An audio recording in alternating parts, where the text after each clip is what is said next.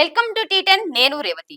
ఒక దేశం ఒకే ఎన్నిక పేరుతో మోడీ ప్రభుత్వం ముందుకు తెస్తున్న ప్రమాదకరమైన ఎత్తుగడను ప్రజాస్వామ్యం, బహుళత్వం, సమాఖ్యవాదం వంటి వాటికి విలువనిచ్చే పార్టీలన్నీ గట్టిగా వ్యతిరేకించడంతో పాటు ఐక్యంగా తిప్పికొట్టాలని సిపిఎం పిలుపునిచ్చింది. పార్టీ పొలిట్ బ్యూరో గురువారం నాడిక్కడ ఈ మేరకు ఒక ప్రకటన విడుదల చేసింది. పార్లమెంట్, రాష్ట్రాల శాసనసభలు, స్థానిక సంస్థలకు ఒకేసారి ఎన్నికలు నిర్వహించాలన్న కోవింద్ కమిటీ సిఫారసులకు కేంద్ర కేబినెట్ ఆమోదించింది. ఇదే గనుక అమలు జరిగితే పార్లమెంటరీ ప్రజాస్వామ్యం, సమైక్య వ్యవస్థ దెబ్బతినిపోతుంది. లోక్సభ ఎన్నికతో పాటు నిర్వహించేందుకు వీలుగా కొన్ని శాసనసభలు ఆయుష్ను కుదించేలా ఈ ప్రతిపాదనలు ఉన్నాయి. రాష్ట్ర ప్రభుత్వం ఒకవేళ కుప్పకూలితే అసెంబ్లీని రద్దు చేస్తారు. అప్పుడు ఆ అసెంబ్లీ మిగిలిన కాలానికి మాత్రమే మధ్యంతర ఎన్నికలు నిర్వహిస్తారు.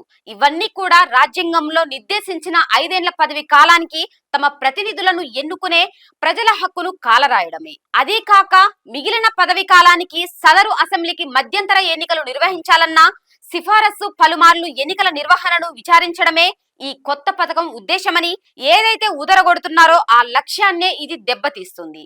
మధ్యంతర ఎన్నిక తర్వాత 5 ఏళ్ల పదవి కాలం ముగింపులో మరోసారి ఎన్నికలు నిర్వహించాల్సి ఉంటుందని ఈ కొత్త పథకం చెబుతోంది. అన్ని పంచాయతీలు, మున్సిపల్ సంస్థలకు ఒకేసారి ఎన్నికలు నిర్వహించాలన్న ప్రతిపాదన సమైక్యవాదంపై దాడి తప్ప మరొకటి కాదు. ఇది విపరీతమైన కేంద్రీకరణకు దారి తీయడమే కాక వికేంద్రీకరించబడిన స్థానిక సంస్థల నిర్ణయాధికారాన్ని హరిస్తుంది. పంచాయతీ, స్థానిక సంస్థల ఎన్నికల నిర్వహణ అనేది రాష్ట్ర ప్రభుత్వాల పరిధిలోని అంశం. రాష్ట్రాలకు గల ఆ హక్కును ఇది నిరాకరించ చూస్తున్నది. భారతదేశానికి గల అపారమైన వైవిధ్యం, వివిధ రాష్ట్రాల్లో ఉండే విభిన్నమైన పరిస్థితుల దృష్ట్యా ఇది పూర్తిగా అసంబద్ధమైన ప్రతిపాదన అని పొలిట్ బ్యూరో వ్యాఖ్యానించింది.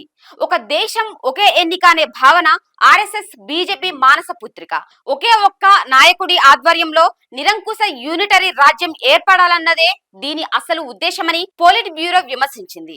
ఇందుకోసం రాజ్యాంగాన్ని సవరించే ఎలాంటి ప్రయత్నాన్నైనా సిపిఎం వ్యతిరేకిస్తుంది. ప్రజాస్వామ్యం, బహుళత్వం, సమైక్యవాదం వంటి వాటికి విలువనిచ్చే పార్టీలన్నీ ముందుకొచ్చి ఈ ప్రమాదకర ఎత్తుగడను ఐక్యంగా తిప్పికొట్టాలని పొలిట్ బ్యూరో కోరింది. ఇది ఇవాల్టి న్యూస్. చూస్తూనే ఉండండి టీ10.